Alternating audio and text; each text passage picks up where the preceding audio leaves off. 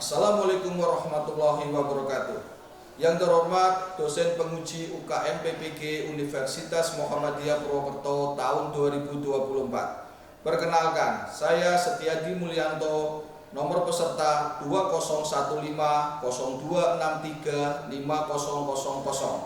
Saya mengajar mapel geografi di SMA Negeri 1 Dukuhwaru. Pada hari ini, Selasa 5 Maret tahun 2024, saya akan melakukan praktek pembelajaran di kelas 10.1 dengan materi pengaruh tenaga eksogen terhadap bentuk muka bumi. Berikut videonya.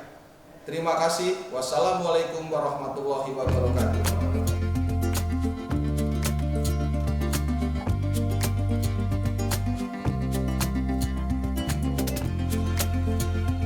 Assalamualaikum. Waalaikumsalam.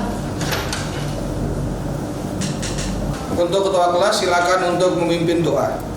Siap gerak, berdoa, mulai.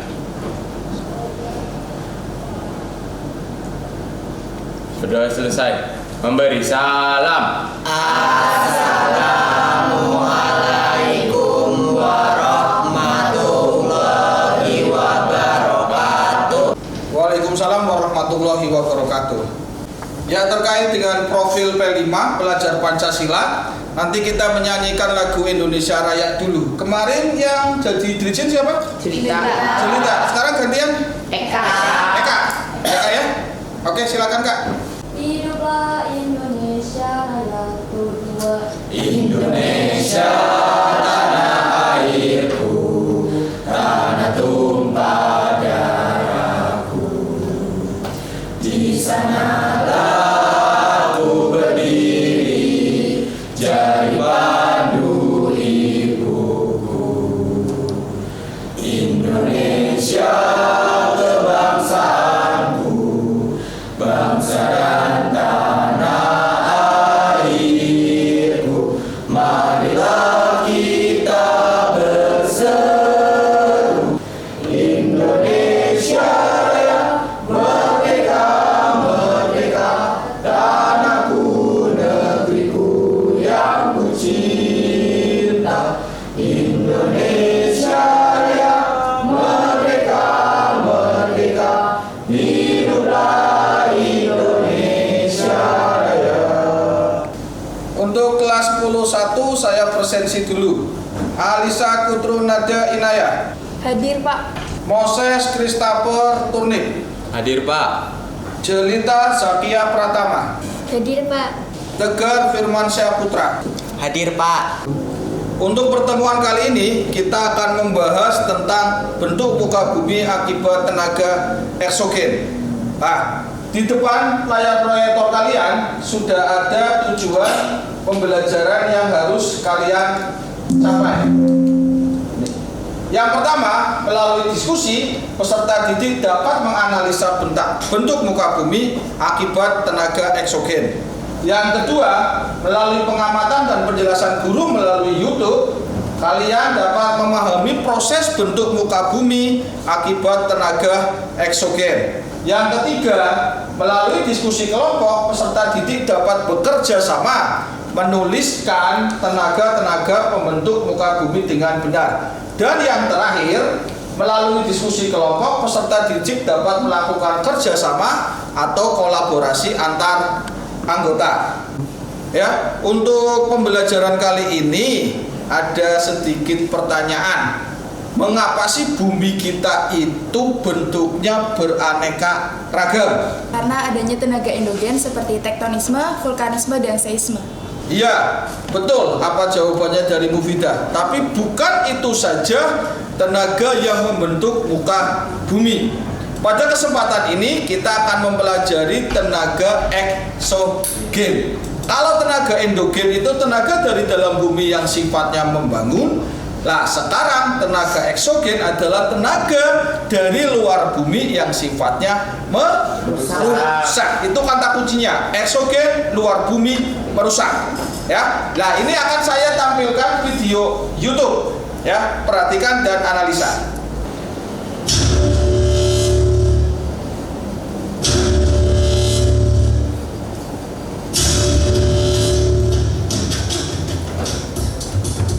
Selamat datang di Geography Channel. Kali ini kita akan bahas mengenai tenaga eksogen. Tenaga eksogen adalah tenaga pembentuk muka bumi yang berasal dari luar bumi. Jadi, bedanya ketika tenaga endogen berasal dari dalam bumi, tenaga eksogen berasal dari luar bumi. Beberapa di antaranya berasal dari tenaga air, angin, organisme atau makhluk hidup, sinar matahari, dan es. Selanjutnya, tenaga eksogen terdiri dari adanya lapukan, erosi, masukostim, sedimentasi. Kita akan bahasnya satu persatu. Yang pertama adalah lapukan. Lapukan merupakan proses penghancuran massa batuan. Pembentuk litosfer menjadi bagian-bagian yang lebih kecil. Lapukan terdiri dari lapukan mekanik, kimiawi, dan organis. Yang pertama adalah lapukan mekanik atau fisik. Lapukan mekanik adalah proses penghancuran batuan menjadi bagian-bagian yang lebih kecil tanpa mengubah struktur kimianya. Jadi penekanannya ada pada tanpa mengubah struktur kimianya. Jenis lapukan ini bisa disebabkan oleh adanya perubahan suhu secara tiba-tiba, pembekuan air menjadi kristal es pada celah batuan, pergerakan air laut, dan pergerakan gletser atau es. Pada gambar di slide ini, sebelah kanan, ada contohnya berupa batuan pecah atau retak karena adanya perubahan suhu yang sangat ekstrim pada siang dan malam hari, sehingga mengakibatkan lapukan mekanik atau fisik. Selanjutnya adalah lapukan kimiawi. Lapukan kimia adalah proses penghancuran massa batuan disertai dengan perubahan struktur kimianya. Lapukan kimiawi bisa disebut juga dekomposisi. Pada proses dekomposisi terjadi reaksi kimia antar massa batuan dengan zat lapuk. Zat lapuk ini bisa seperti air, karbon dioksida, atau oksigen. Nah, contohnya hasil dari lapukan kimiawi adalah berupa stalaktit dan stalagmit yang ada pada dalam gua. Stalaktit adalah yang ada pada atas gua dan stalagmit ada pada bawah gua. Kemudian lapukan organis. Lapukan organis dikarenakan oleh makhluk hidup dan tumbuhan. Misalnya adalah membusuknya sisa tumbuhan atau akar tumbuhan yang menghantam batuan sehingga menyebabkan retak atau terlapuk. Kemudian ada pengerusakan batuan oleh binatang-binatang kecil di dalam tanah. Dan yang ketiga adalah pengerusakan batuan oleh aktivitas manusia. Selanjutnya adalah pengikisan. Tenaga eksogen selanjutnya adalah pengikisan atau erosi. Setelah pelapukan ada pengikisan atau erosi. Pengikisan adalah pelepasan dan pemindahan massa batuan secara alami dari suatu tempat ke tempat lainnya. Nah, pengikisannya ada beberapa jenis, ada ablasi, abrasi, eksarasi, dan deflasi. Yang pertama adalah ablasi. Ablasi adalah erosi yang disebabkan oleh air yang mengalir. Penekanannya pada air yang mengalir. Dan ada jenisnya berupa erosi percik, lembar, alur, dan parit. Mari kita bahas satu persatu. Yang pertama adalah erosi percik. Erosi percik yaitu pengikisan yang terjadi oleh percikan air. Misalnya ketika ada tetesan hujan atau air hujan. Contohnya ada pada gambar berikut ini. Kalian bisa memperhatikan adanya percikan-percikan yang menyebabkan erosi. Selanjutnya adalah erosi lembar. Erosi lembar proses pengikisan tanah yang tebalnya sama atau merata dalam suatu permukaan tanah, jadi menyeluruh dan merata. Kemudian ada erosi alur. Erosi alur adalah air yang mengalir berkumpul dalam suatu cekungan sehingga di cekungan tersebut terjadi erosi tanah yang lebih besar. Jadi nampak seperti alur-alur, bisa diperhatikan pada gambar. Nah, kemudian ada erosi parit, sama halnya dengan erosi alur, tetapi saluran-saluran yang terbentuk telah dalam. Jadi bisa dikatakan erosi parit ini perkembangan dari erosi alur.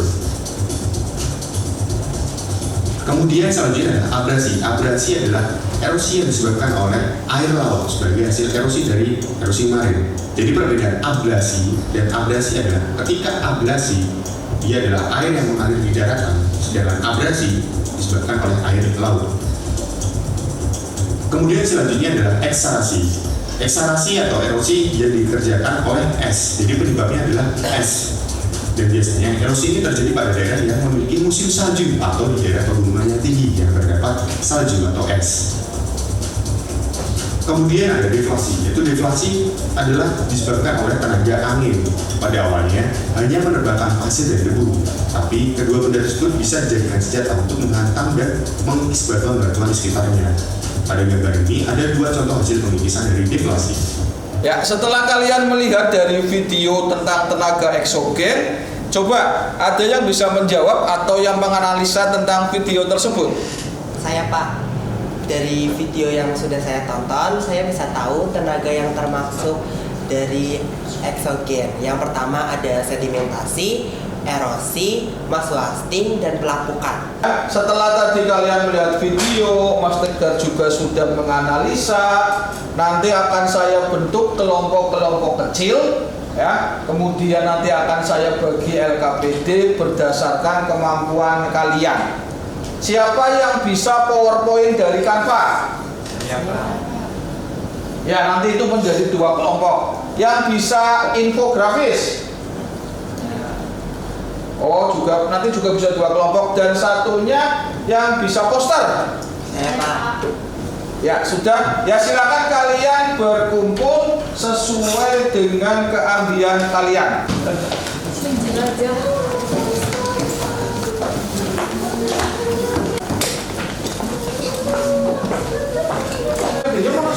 Ini. Ini Pak. Ini Pak.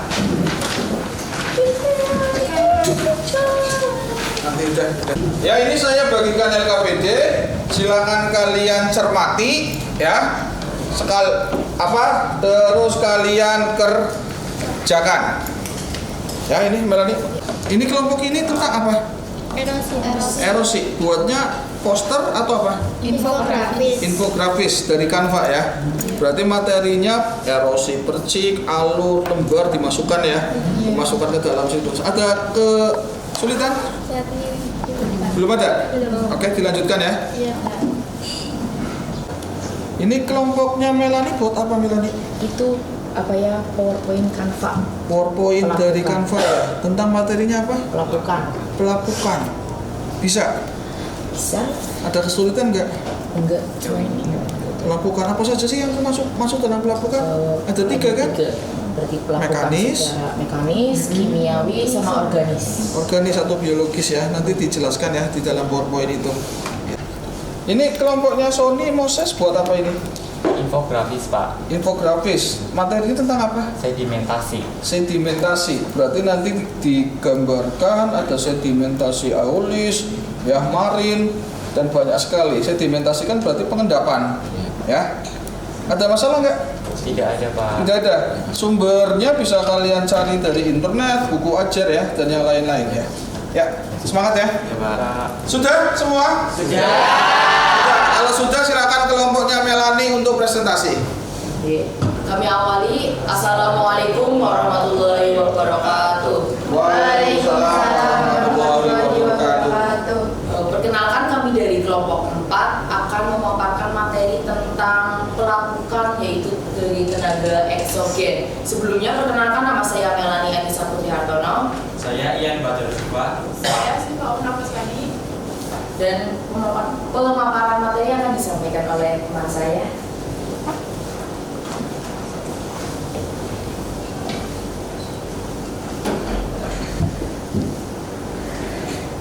Yang pertama, tenaga eksogen. Tenaga eksogen adalah energi yang berasal dari luar bumi, bersifat merombak dan mengubah bentuk muka bumi atau tambahan yang telah ada. Tenaga eksogen umumnya bersumber dari unsur-unsur berikut. Yang pertama, atmosfer, yaitu perubahan suhu dan dingin. Yang kedua, air, yaitu bisa berupa aliran air, siraman hujan, pasang. Yang ketiga, gelombang laut, blaster, dan sebagainya. Dan yang keempat, organisme, yaitu berupa zat alami, tumbuh-tumbuhan, hewan, dan manusia. Pengertian pelapukan. Pelapukan diartikan sebagai proses penghancuran batuan dari bentuk gumpalan menjadi butiran lebih kecil akibat pengaruh cuaca, temperatur, air, atau organisme. Jenis-jenis pelapukan. Yang pertama ada pelapukan fisis atau pelapukan mekanis, yang kedua pelapukan organis, yang ketiga pelapukan kimiawi. Pelapukan fisis atau mekanis ditandai dengan adanya perubahan fisik batuan tanpa mengalami perubahan susunan kimia. Batuan pecah menjadi bagian yang lebih kecil dan masih membawa karakteristik asli batuan asalnya. Dalam keadaan alami, 3 faktor fisik bisa mendorong terjadinya pelapukan jenis ini. Yang pertama, curah hujan yang tinggi dibarengi dengan intensitas sinar matahari yang tinggi secara bergantian dan terus-menerus, membuat batuan mengeruh dan mengembang hingga akhirnya terpapuk. Yang kedua, perbedaan temperatur yang tinggi dapat mengakibatkan batuan mengembang saat suhu tinggi. dan mengerut saat suhu rendah. Apabila hal ini terus akan menyebabkan permukaan batu meletak kemudian pecah. Fenomena ini dapat kita jumpai di gunung yang memiliki perubahan suhu siang dan malam yang tinggi sehingga terdapat banyak batuan pecah. Yang ketiga, pembekuan air di dalam batuan dapat merusak batuan. Air yang menyusup ke dalam batuan mengalami pembekuan akibat tekanan air yang membeku. Batuan tersebut bisa pecah. Proses ini serupa dengan yang terjadi ketika air laut menyusup dalam batu karang. Kristal garam terbentuk di dalam batuan dapat menghancurkan batuan. Proses pelapukan batuan secara mekanis. Yang pertama, suhu yang tinggi menyebabkan permukaan batuan memanas dan mengembang. 2. Suhu yang rendah pada malam hari menyebabkan pendinginan pada batuan. Yang 3. Hujan turun mengenai batuan sehingga batuan mengerut karena suhu turun. 4. Karena adanya pemanasan dan pendinginan secara bergantian menyebabkan permukaan batuan tetap mengalami pelapukan. Yang kelima, hancuran batuan hasil pelapukan menjadi tanah. 6. Foto tanah baru dari hasil pelapukan. Pelapukan kimia. Pada pelapukan kimiawi, batuan mengalami perubahan secara kimiawi. Pelapukan ini terjadi akibat pengaruh air dan didorong oleh temperatur yang tinggi. Air yang banyak mengandung CO2 atau zat asam arang dapat dengan mudah melarutkan batu kapur CaCO3.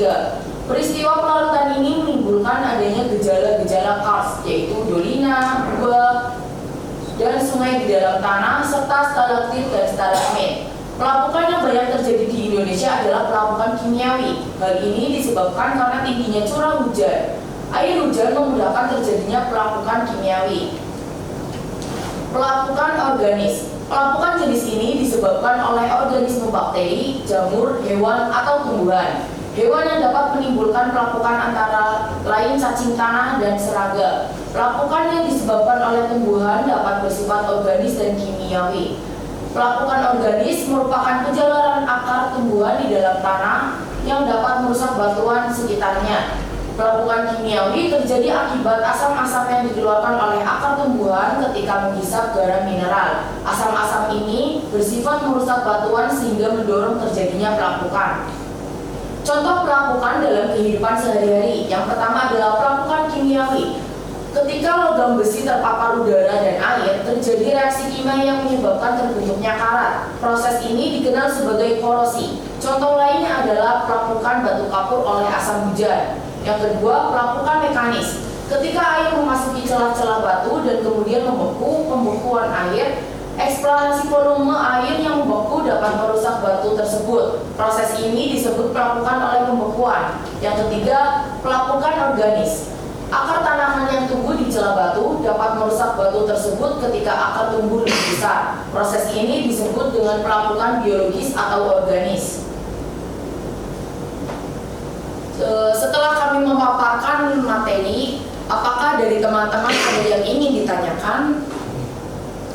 Ya, silakan. Barangkali teman-teman ada yang bertanya. Saya, mengapa pelapukan kimiawi banyak terjadi di Indonesia? Apakah ada pertanyaan lagi? Saya, apa dampak positif dari pelapukan? Izin menjawab pertanyaan dari Audrey. Mengapa pelapukan kimiawi banyak terjadi di Indonesia? Pelapukan kimiawi hal ini karena di Indonesia banyak turun hujan. Air hujan inilah yang memudahkan terjadinya pelapukan kimiawi. Dan yang kedua pertanyaan dari Dava, apakah dampak positif dari pelapukan? Pelapukan dapat mempercepat regenerasi tanah menjadi lebih baik lagi. Dengan begitu tumbuhan bisa tumbuh lebih baik dan subur di tanah yang sehat. Ya, itu tadi jawaban dari kelompoknya Melani. Sedikit saya tambahkan ya untuk Mas Audrey, bahwa pelapukan kimiawi itu lebih cenderung terjadi di daerah yang cuacanya ekstrim. Ya, yang dimaksud ekstrim di situ yaitu ketika siang itu luar biasa panas, bisa sampai 40 derajat, kalau malam sangat dingin, bisa 16 atau 17 derajat Celcius. Dan ini kebiasaannya ini terjadi di daerah gurun, ya, di daerah gurun. Nah, tadi untuk pertanyaannya Mas Dava, dampak positifnya batuan itu merupakan bahan baku dari tanah, ya. Itu batuan. Tanah itu bisa berasal dari batuan yang mengalami pelapukan. Ketika batuan mengalami pelapukan, jelas secara otomatis dia itu mempunyai mineral-mineral yang masih sangat tinggi. Kalau tidak ada pertanyaan lagi, silakan ditutup. Sekian dari kami. Wassalamualaikum warahmatullahi wabarakatuh. Waalaikumsalam warahmatullahi wabarakatuh. Masih close ya. Ya, tadi setelah kelompoknya Melani, sekarang kelompoknya siapa lagi? Ya, kelompoknya Tegar. Silakan Tegar untuk maju ke depan. Kami awali. Assalamualaikum warahmatullahi wabarakatuh. Waalaikumsalam warahmatullahi wabarakatuh. Kami dari kelompok 5 dan di sini akan mempresentasikan produk hasil diskusi dari kelompok kami, yaitu poster mengenai abrasi yang akan dijelaskan oleh teman saya yang bernama Tegar. Oke. Abrasi adalah pengikisan pantai yang disebabkan oleh arus air laut, pasang surut air laut, perubahan iklim, eksploitasi sumber daya laut, pemanasan global, penambangan pasir. Dan dampak dari abrasi adalah habitat flora dan fauna perlahan menghilang, hutan bakau menjadi rusak, penyusutan garis atau area pantai. Dari poster tersebut, apakah ada pertanyaan dari teman-teman? Izin bertanya, bagaimana cara mencegah adanya abrasi? Saya, bagaimana dampak abrasi? Saya izin bertanya, apa perbedaan abrasi dan ablasi? Baik, jawaban dari pertanyaan Dian. Cara mencegah abrasi pertama, bisa memberikan larangan menambang pasir, meningkatkan pemeliharaan terumbu karang, dan menanam tumbuhan bakau. Dan pertanyaan dari Moses, bagaimana dampak abrasi? Pertama, habitat flora dan fauna perlahan hilang. 2, hutan bakau menjadi rusak. 3, penyusutan garis atau area pantai. Dan pertanyaan dari Hanan, apa perbedaan abrasi dan ablasi? Abrasi adalah pengikisan tanah yang terjadi di laut, sedangkan ablasi terjadi di darat. Ya, itu berikut pemaparan dari kelompoknya Tegar dan teman-teman tentang abrasi. Jadi perlu kalian ketahui bahwa abrasi itu terjadi di mana? Pantai atau laut ya. Kalau ablasi terjadi di darat. Tuh. Ada pertanyaan lagi? Kalau tidak ada, ditutup. Baik, karena sudah cukup, maka kami akhiri. Terima kasih. Wassalamualaikum warahmatullahi wabarakatuh. Untuk yang ketiga berarti kelompoknya cerita ya. Cerita infografis tentang erosi. Ya, silakan. Assalamualaikum warahmatullahi wabarakatuh. Waalaikumsalam warahmatullahi wabarakatuh. Di sini kami akan mempresentasikan hasil diskusi kami mengenai erosi dan akan dipaparkan oleh teman saya.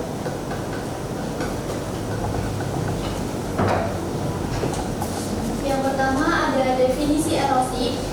Erosi adalah peristiwa pindahnya atau terangkutnya tanah atau bagian-bagian tanah dari suatu tempat lain oleh media alami. Pada peristiwa erosi, tanah atau bagian-bagian tanah dari suatu tempat terkikis dan terangkut yang kemudian diendapkan pada suatu tempat lain. Media alami dapat berupa angin atau air. Yang kedua adalah penyebab erosi. Penyebab erosi melibatkan berbagai faktor seperti curah hujan yang tinggi, angin kuat, deforestasi, dan aktivitas pertanian yang tidak berkelanjutan yang dapat merusak lapisan tanah dan mengurangi daya tahan terhadap erosi. Yang ketiga ada mitigasi erosi. Mitigasi erosi meliputi membuat terasering, regulasi, optimalkan drainase atau saluran air, dan counter farming. Yang keempat, daerah rentan terhadap erosi. Daerah yang rentan terhadap erosi meliputi lereng jurang, tanah yang gembur, serta daerah yang mengalami deforestasi atau aktivitas manusia yang merusak lapisan tanah secara signifikan.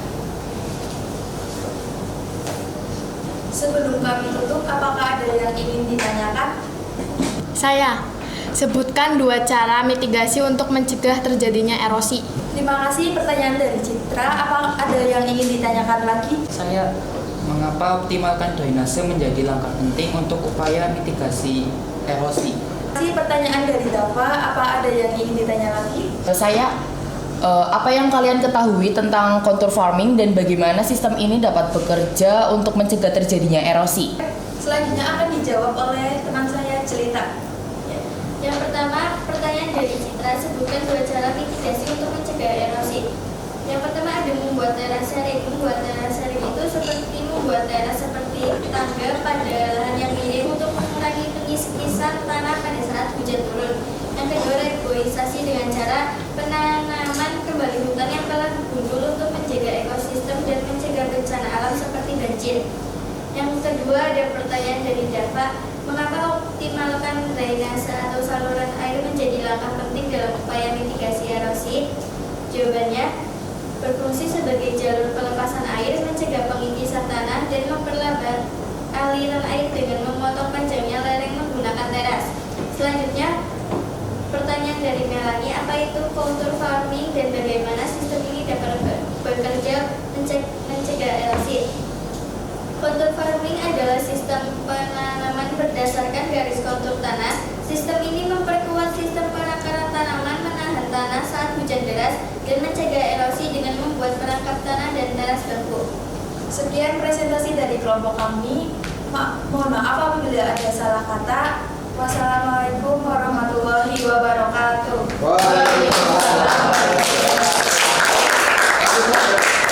Setelah kalian presentasi, setelah kalian berdiskusi apa saja yang termasuk ke dalam tenaga eksogen, sekarang kita masuk ke asesmen kognitif. Ya, asesmen kognitif ini untuk mengukur kemampuan kalian, ya, kemampuan kalian tentang sejauh mana kalian menguasai materi tadi. Ini saya akan bagikan lembar kerjanya, ya. Silakan kalian kerjakan, ya, dikerjakan sendiri.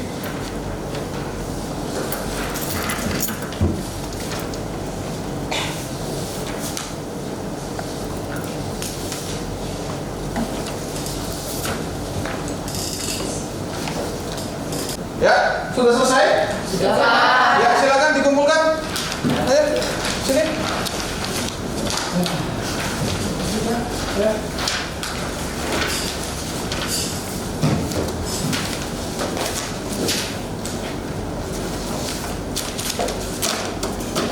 Kita sampai ke kesimpulan, ya.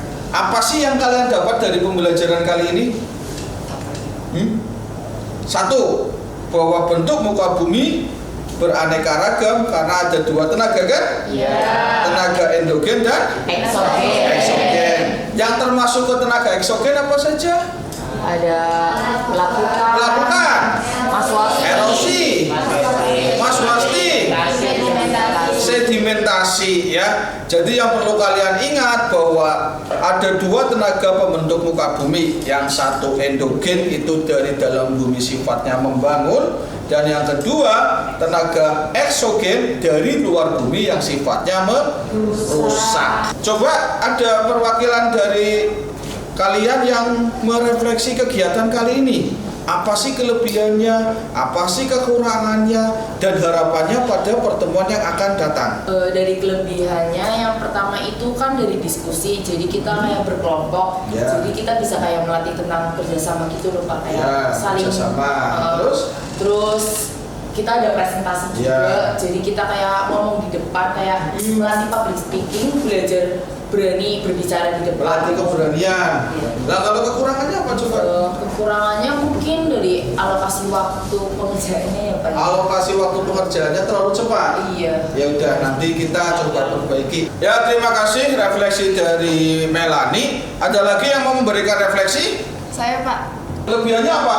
Oke, untuk kelebihannya mungkin kita bisa melatih kerjasama kita dengan teman yang dulunya tidak terlalu dekat menjadi dekat karena komunikasi materi Pak. Pembagian tugasnya jelas ya? Iya, betul. Ya, terus kekurangannya apa coba? Untuk kekurangannya mungkin untuk alokasi waktu terlalu cepat, Pak. Alokasi waktunya hampir sama dengan Melani ya. Iya, betul. Berarti nanti untuk diskusi waktunya bisa diperpanjang lagi. Betul. Nah, untuk harapannya berarti Harapannya mungkin alokasinya agak dipanjangin lagi. agak dipanjangin. Dan mungkin kita bisa untuk terjun ke lapangan langsung. Oh, Pak. outing class. Iya. Oh iya. outing class. Oke, terima kasih, kasih tepuk tangan yang meriah untuk sedikit refleksi dari teman-teman kalian tentang pembelajaran kali ini.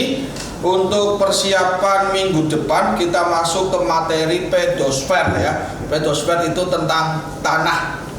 Kalau tidak ada yang tanyakan lagi, berarti pembelajaran hari ini saya tutup. Sekian dulu, wabillahi taufik wal hidayah. Wassalamualaikum warahmatullahi wabarakatuh. Waalaikumsalam warahmatullahi wabarakatuh.